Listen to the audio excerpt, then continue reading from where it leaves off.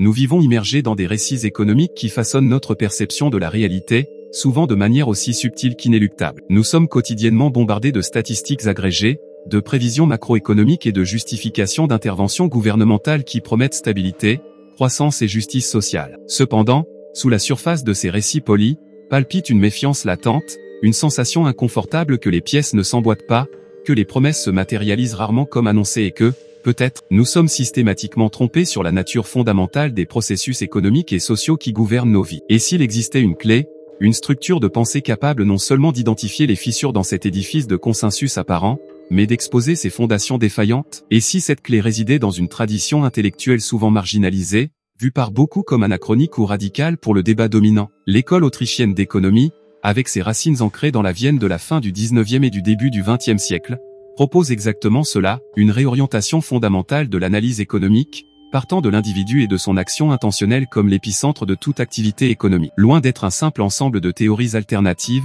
la perspective autrichienne offre une cosmovision radicalement différente, une qui défie les dogmes établis sur le rôle de l'État, la nature de la monnaie, l'origine des crises et, crucialement, sur la manière dont l'information et la connaissance se dispersent, ou sont obstruées dans la société. Questionner le statu quo n'est pas seulement un exercice intellectuel, cela devient une nécessité urgente lorsque les conséquences des politiques dominantes se manifestent en cycles d'expansion artificielle et de collapsus douloureux, dans l'érosion du pouvoir d'achat et dans la sensation croissante de précarité qui hante même les économies dites développées. La proposition autrichienne n'est pas d'offrir des solutions faciles ou des utopies irréalisables, mais plutôt de fournir les outils conceptuels pour déchiffrer la complexe tapisserie de l'interaction humaine, révélant les mécanismes souvent occultés par lesquels les interventions bien intentionnées peuvent générer des résultats pervers et comment la recherche de contrôle centralisé entre inévitablement en collision avec la nature décentralisée et subjective de la connaissance humaine. La sensation de tromperie est-elle seulement de la paranoïa, ou existe-t-il une logique systémique, expliquée par cette école de pensée, qui rend certaines formes d'illusions économiques presque inévitables dans le paradigme actuel? Le voyage pour comprendre la perspective autrichienne commence avec l'un de ses piliers les plus distinctifs et controversés, l'individualisme méthodologique. En contraste direct avec les approches qui traitent des agrégats comme l'économie, le marché ou la société comme des entités monolithiques avec une volonté propre, les Autrichiens insistent sur le fait que toute analyse économique significative doit commencer et finir avec l'individu qui agit. Il ne s'agit pas de nier l'existence de groupes ou d'institutions, mais d'affirmer que ces phénomènes sociaux sont le résultat, souvent non intentionnel, des actions et des interactions d'individus avec leurs propres plans, valeurs et attentes. Ce changement de focus n'est pas trivial, il démonte la base même sur laquelle de nombreuses politiques interventionnistes sont construites. Quand un gouvernement affirme stimuler l'économie à travers des dépenses publiques ou la manipulation du taux d'intérêt, la lentille autrichienne nous force à demander: quels individus spécifiques sont bénéficiés? Quels plans individuels sont favorisés au détriment d'autres? Quels signaux de marché sont distordus par cette action centralisée? En désagrégeant le collectif, l'individualisme méthodologique révèle la complexité et l'hétérogénéité sous-jacente, exposant l'illusion qu'un planificateur central puisse optimiser le bien-être social sans violer les préférences et les projets d'innombrables individus. Cette approche met en lumière comment des politiques apparemment universelles créent en réalité des gagnants et des perdants spécifiques, souvent de manière non évidente à première vue. L'inflation, par exemple, n'est pas seulement une augmentation générale des prix, c'est un processus de redistribution de richesse de ceux qui reçoivent le nouvel argent en dernier, salariés, retraités, vers ceux qui le reçoivent en premier, gouvernement, banques, grandes corporations connectées. Le voile de l'agrégat est déchiré, exposant la réalité de l'action humaine et ses conséquences distributives. Intimement lié à l'individualisme méthodologique et le concept de subjectivisme, une autre pierre angulaire de la pensée autrichienne qui la différencie radicalement des écoles néoclassiques et keynésiennes. Alors que ces dernières traitent fréquemment la valeur, les coûts et l'utilité comme des grandeurs objectives et mesurables, les Autrichiens, suivant la tradition de Karl Manger, soulignent que la valeur ne réside pas dans les propriétés intrinsèques des biens ou dans les coûts de production, mais plutôt dans l'esprit des individus qui évaluent ces biens par rapport à la satisfaction de leurs besoins et désirs. La valeur est subjective, contextuelle et marginale. Un verre d'eau peut avoir une valeur immense pour quelqu'un perdu dans le désert, mais presque aucune pour quelqu'un qui est à côté d'une source. Les coûts, de la même manière, ne sont pas seulement les déboursés monétaires, mais représentent la valeur de la meilleure alternative sacrifiée, coût d'opportunité, une évaluation intrinsèquement subjective et prospective. Cette compréhension a des implications profondes. Si la valeur est subjective, alors les tentatives de calculer ou d'imposer un prix juste ou un salaire juste par décret sont fondamentalement erronées, car elles ignorent les évaluations individuelles qui forment la base de tout échange volontaire. Plus crucialement, le subjectivisme mine la possibilité même d'un calcul économique rationnel sous le socialisme ou toute forme de planification centrale englobante, comme argumenté par Ludwig von Mises dans son fameux essai sur le calcul économique. Sans la propriété privée des moyens de production et la libre formation des prix dans des marchés compétitifs, il n'y a aucun moyen de découvrir les valeurs relatives des biens de capital et, par conséquent, aucun moyen d'allouer efficacement des ressources pour satisfaire les besoins les plus urgents des consommateurs. Le planificateur central, aussi bien intentionné ou puissant soit-il, est aveugle, opérant dans un vide d'information que seul le processus de marché, impulsé par des millions d'évaluations subjectives, peut remplir. Cette cécité n'est pas accidentelle, c'est une conséquence inévitable de la tentative de substituer l'ordre spontané du marché par l'ordre délibéré de la planification. L'interaction de ces principes, individualisme méthodologique et subjectivisme,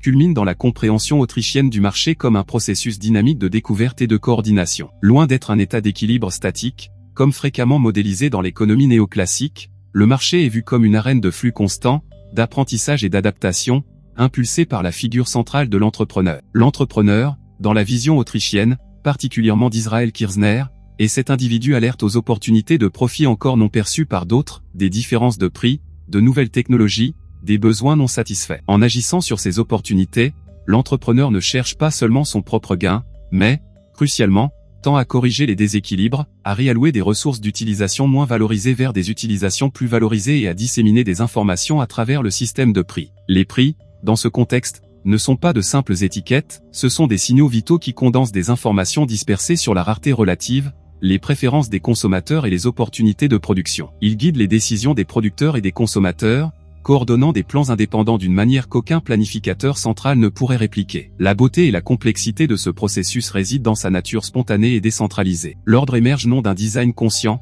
mais des interactions volontaires d'individus cherchant leur propre fin, guidés par les signaux de prix et par la recherche entrepreneuriale de profit. Toute intervention qui distord ces signaux, comme le contrôle des prix, les subventions ou, plus fondamentalement, la manipulation de l'offre monétaire, non seulement empêche l'efficacité, mais désordonne activement l'activité économique, menant à des erreurs d'allocation et, éventuellement, à des crises. C'est ici que la sensation de tromperie commence à prendre forme concrète. Les outils qui sont supposés stabiliser l'économie peuvent être, en réalité, les principales sources de son instabilité. Nous entrons maintenant au cœur de l'explication autrichienne pour les crises économiques, particulièrement les cycles d'expansion et de récession, la théorie autrichienne des cycles économiques, TAS, développée principalement par Mises et élaborée par Friedrich Hayek, qui a reçu le prix Nobel en partie pour ce travail. La TAS argumente que les cycles économiques ne sont pas des caractéristiques inhérentes au capitalisme de libre marché, mais plutôt des conséquences directes de l'intervention gouvernementale dans le système monétaire, spécifiquement à travers l'expansion artificielle du crédit par une banque centrale. Quand la banque centrale,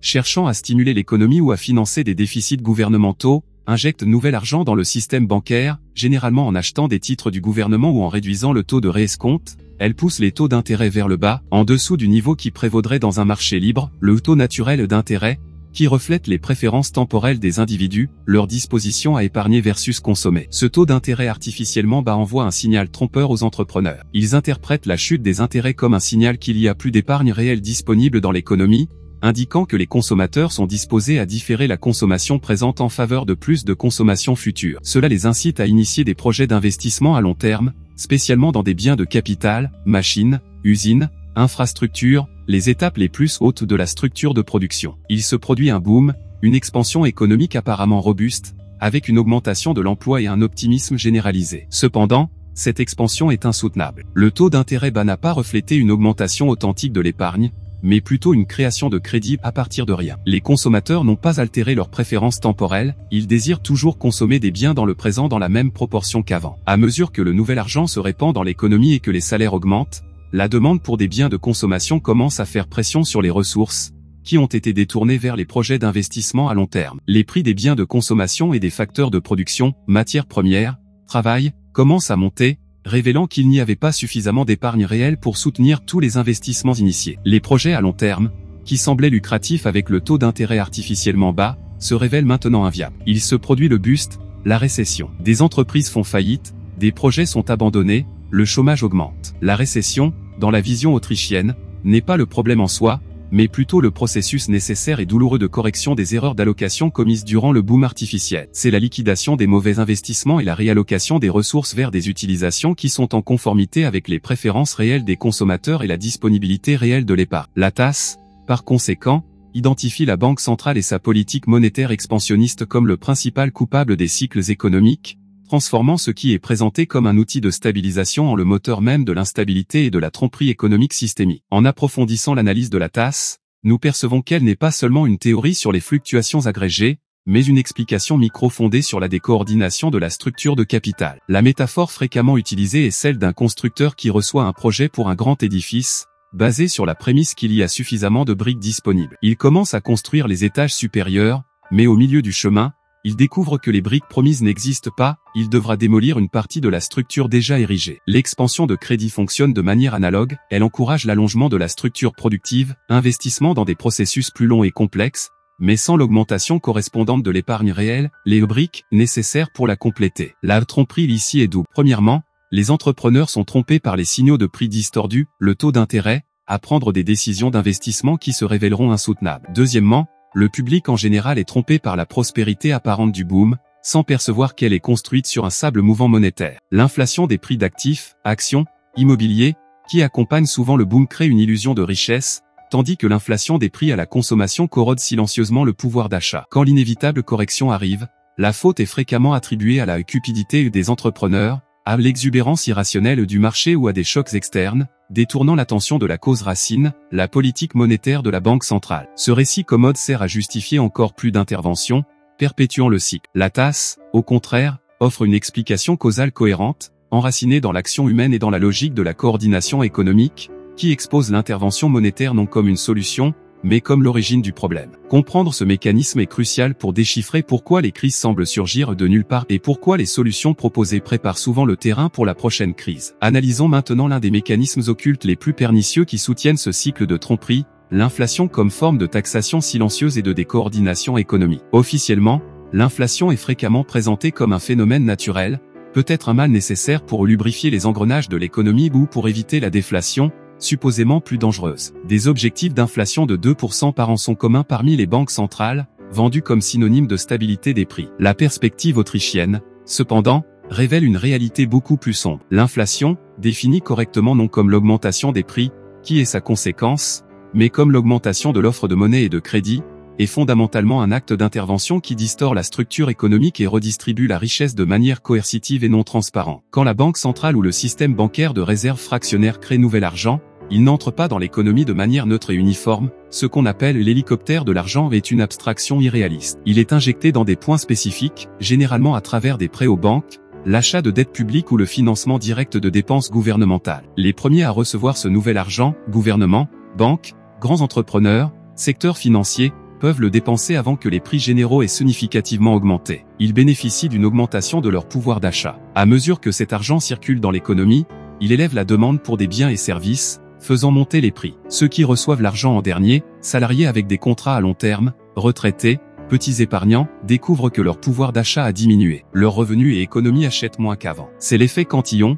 décrit par l'économiste franco-irlandais Richard Cantillon au XVIIIe siècle et central pour l'analyse autrichienne. L'inflation n'est pas une augmentation uniforme, c'est un processus séquentiel qui bénéficie systématiquement à ceux qui sont les plus proches du robinet monétaire au détriment de ceux qui en sont les plus éloignés. C'est une forme de taxation régressive, opérant silencieusement, sans nécessité de législation explicite, corrodant l'épargne et le niveau de vie de la majorité de la population pour financer l'État et ses alliés. L'objectif de 2% n'est pas la stabilité, c'est une lente, mais constante, expropriation. Au-delà de la redistribution, l'inflation nuit au calcul économique. Les prix relatifs deviennent confus, rendant difficile pour les entrepreneurs de distinguer les changements réels dans la demande ou dans la rareté des simples bruits monétaires. Des investissements erronés deviennent plus probables, minant l'efficacité et la productivité à long terme. L'inflation encourage l'endettement, car la dette sera payée avec de l'argent dévalué, et décourage l'épargne, distordant les préférences temporelles et nuisant à la formation de capital, qui est la base de la croissance économique durable. Présentée comme un lubrifiant, l'inflation fonctionne plus comme du sable dans les engrenages de la coordination économique. Sa persistance comme politique délibérée,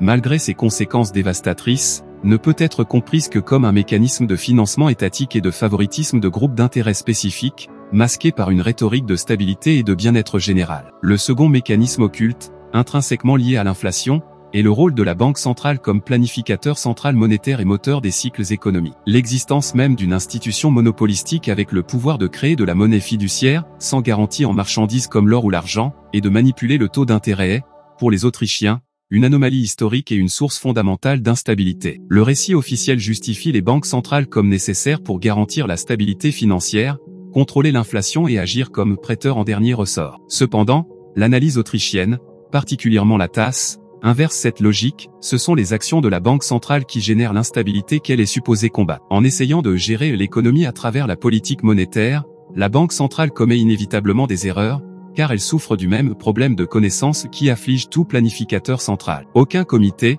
aussi intelligent ou bien informé soit-il, ne peut posséder la connaissance dispersée et tacite nécessaire pour déterminer le taux d'intérêt correct ou la quantité optimale de monnaie. Le taux d'intérêt de marché libre est un prix crucial qui coordonne les décisions d'épargne et d'investissement au fil du temps. Le fixer par décret est comme essayer de fixer le prix du pain, cela mène à des déséquilibres et à une mauvaise allocation. L'expansion de crédit, comme nous l'avons vu, génère le boom artificiel et la subséquente récession corrective. De plus, la fonction de prêteur en dernier ressort crée un problème de risque moral hasard. Sachant qu'elles seront secourues en cas de difficulté, les institutions financières ont une incitation à assumer des risques excessifs, plantant les graines de futures crises financières. Les sauvetages, bailouts, qui suivent ces crises socialisent les pertes, tandis que les profits ont été privatisés durant le boom, renforçant la perception d'un système manipulé en faveur des élites financières et politiques. L'histoire des banques centrales, depuis la Banque d'Angleterre jusqu'à la Réserve fédérale américaine, est remplie d'épisodes d'expansion monétaire qui ont mené à des bulles spéculatives et des effondrements financiers,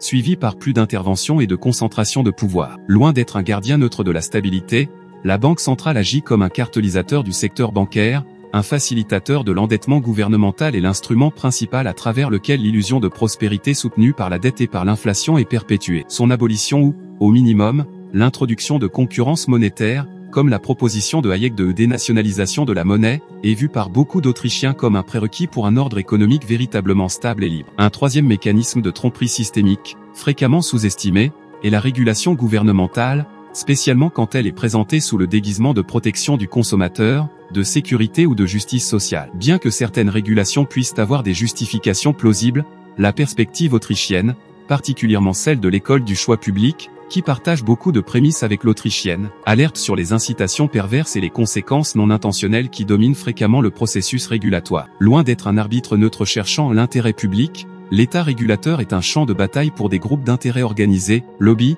qui cherchent à utiliser le pouvoir coercitif du gouvernement pour obtenir des avantages compétitifs, créer des barrières à l'entrée pour de nouveaux concurrents et socialiser leurs coûts. De grandes entreprises établies soutiennent souvent des régulations complexes et onéreuses, non parce qu'elles se préoccupent genuinément du bien public, mais parce qu'elles savent qu'elles peuvent supporter les coûts de conformité plus facilement que leurs concurrents plus petits ou potentiels entrants. La régulation devient un outil de cartélisation, solidifiant des positions de marché et réduisant la pression compétitive qui bénéficierait normalement aux consommateurs avec des prix plus bas et plus d'innovation. Pensons aux licences occupationnelles exigées pour une vaste gamme de professions, des coiffeurs aux décorateurs d'intérieur. Bien que justifiées au nom de la qualité et de la sécurité, elles servent souvent principalement à limiter le nombre de praticiens, élever les prix et protéger les insiders. Des régulations environnementales, aussi bien intentionnées soient-elles, peuvent imposer des coûts disproportionnés aux petites entreprises, tandis que les grandes corporations peuvent même profiter de crédits de carbone ou de subventions pour des technologies vertes. Des régulations financières complexes, comme celles implémentées après la crise de 2008, Dodd-Frank aux États-Unis,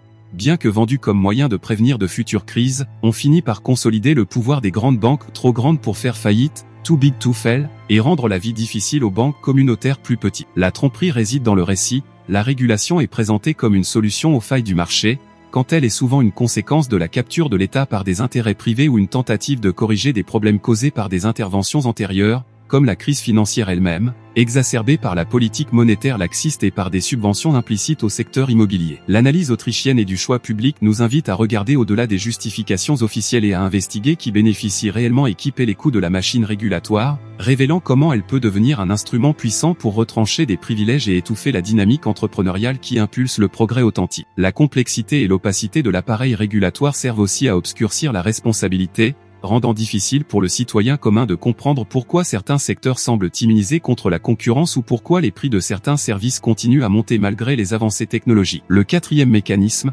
plus philosophique, mais avec des implications pratiques immenses, est la persistance du problème de la connaissance, identifié par Hayek. L'essence de l'argument est que la connaissance pertinente pour la coordination économique n'est pas scientifique ou technique, susceptible d'être concentrée dans un seul esprit ou comité, mais plutôt une connaissance de circonstances particulières de temps et de lieu, dispersée entre des millions d'individus et souvent tacite, difficile à articuler ou formaliser. Chaque consommateur connaît ses propres préférences et priorités, chaque entrepreneur connaît les conditions spécifiques de son marché local, les capacités de ses employés, les opportunités immédiates qui se présentent. Aucun planificateur central ne peut agréger ou traiter cette vaste quantité d'informations décentralisées de manière efficace. Le système de prix d'un marché libre fonctionne comme un mécanisme de communication extraordinairement efficace, transmettant des informations sur la rareté relative et les préférences de manière concise et actionnable, permettant aux individus de coordonner leurs plans sans avoir besoin de connaître tous les détails sous-jacents. La tentative de substituer ce processus spontané par une planification délibérée est vouée à l'échec,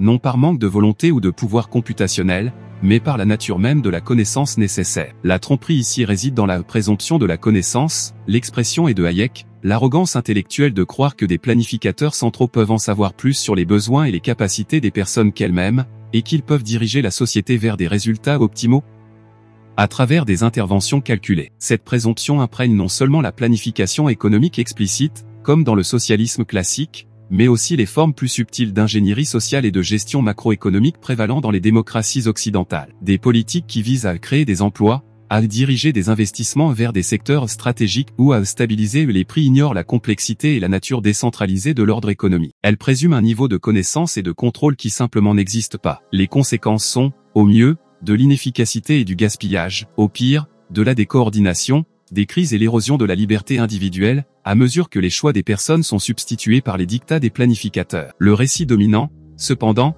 questionne rarement la prémisse fondamentale qu'une telle planification est possible ou désirable. L'échec est attribué à des détails d'implémentation, au manque de données ou à une mauvaise volonté politique, jamais à l'impossibilité inhérente de la tâche. Reconnaître les limites intraspassables de la connaissance centralisée est un pas crucial pour démasquer la futilité et les dangers de l'ingénierie sociale et économique, et pour réaffirmer la supériorité de l'ordre spontané du marché et de la société civile dans la résolution de problèmes complexes. Un cinquième mécanisme, opérant au niveau culturel et idéologique, est la manipulation de la perception publique à travers des systèmes éducatifs et des récits médiatiques qui promeuvent une vision étatiste et interventionniste de l'économie et de la société. Dès le début, les programmes scolaires présentent souvent le marché comme intrinsèquement chaotique, exploiteur et enclin aux crises, tandis que l'État est dépeint comme l'agent nécessaire pour corriger ses failles, garantir la justice et promouvoir le bien commun. L'histoire économique est fréquemment racontée d'une manière qui souligne les failles de marché, souvent causées par des interventions antérieures, et glorifie les actions gouvernementales, comme le New Deal ou les programmes de bien-être social, présentant rarement une analyse critique des coûts, des conséquences non intentionnelles ou des alternatives de libre marché. Des concepts autrichiens fondamentaux comme l'ordre spontané, l'importance de l'entrepreneuriat ou la tasse sont généralement ignorés ou caricaturés. Les médias, de leur côté, tendent à se concentrer sur les symptômes immédiats des problèmes économiques, chômage, inflation des prix, et à donner la parole principalement à des économistes et commentateurs qui défendent des solutions interventionnistes, plus de dépenses, plus de régulation, plus de contrôle monétaire. Les causes sous-jacentes, spécialement celles liées à la politique gouvernementale, sont souvent obscurcies ou minimisées. Le langage lui-même utilisé façonne la perception, investissement gouvernemental, même si c'est une dépense improductive, stimulation économique, même si c'est une expansion de crédit artificiel, protection régulatoire, même si c'est une barrière à l'entrée. Ce cadrage linguistique crée un biais favorable à l'intervention et rend difficile pour le public de questionner les prémices basiques des politiques proposées. De plus, la dépendance à des statistiques agrégées, PIB, taux de chômage officiel, indice des prix à la consommation, fournis par le gouvernement lui-même crée une illusion d'objectivité et de contrôle, masquant la complexité microéconomique et les expériences individuelles qui peuvent diverger significativement de ces moyennes. Le résultat est un environnement culturel où les idées de liberté économique, de gouvernement limité et de responsabilité individuelle sont fréquemment vues avec suspicion, tandis que la dépendance à l'État et la foi en la capacité des experts à gérer la société sont considérées comme la norme. Démonter ce mécanisme requiert un effort conscient d'éducation alternative, promouvant la pensée critique, exposant les faussetés des récits dominants et ressuscitant les traditions intellectuelles, comme l'école autrichienne, qui offre une compréhension plus réaliste et libératrice de l'interaction humaine. Finalement, un sixième mécanisme occulte, peut-être le plus insidieux, est la manière dont le système actuel mine l'autonomie individuelle et collective, se déguisant en inévitable ou même naturelle. L'érosion constante du pouvoir d'achat à travers l'inflation, la charge fiscale croissante, explicite et implicite, pour financer un État de plus en plus grand, le réseau complexe de régulation qui étouffe l'initiative privée et la dépendance créée par les programmes de bien-être social, tout cela contribue à réduire la portée de l'action individuelle et la capacité des communautés à s'auto-organiser. Les personnes deviennent plus dépendantes de l'État pour leur sécurité économique, leur santé et leur éducation, perdant graduellement les compétences et les réseaux de soutien mutuel qui caractérisaient des sociétés plus libres. Cette dépendance génère un cycle vicieux, plus les personnes dépendent de l'État, plus elles tendent à soutenir des politiques interventionnistes qui promettent plus de bénéfices, même si ces politiques, à long terme, minent encore plus la prospérité et l'autonomie. La structure même du système financier basé sur la monnaie fiduciaire et le crédit facile encourage la consommation immédiate et l'endettement, au détriment de l'épargne, de la prévoyance et de l'investissement à long terme, qui sont fondamentaux pour l'indépendance financière individuelle et la formation de capital dans la société. La sensation d'impuissance face à des forces économiques apparemment incontrôlables, comme l'inflation ou le chômage cyclique, mène beaucoup à accepter le statu quo comme inévitable, sans percevoir que ces forces sont, en grande mesure, le résultat de politiques délibérées. Le récit selon lequel il n'y a pas d'alternative, Tina, there is no alternative, popularisé dans certains cercles politiques, sert à paralyser l'imagination et décourager la recherche de solutions en dehors du paradigme interventionniste. L'école autrichienne,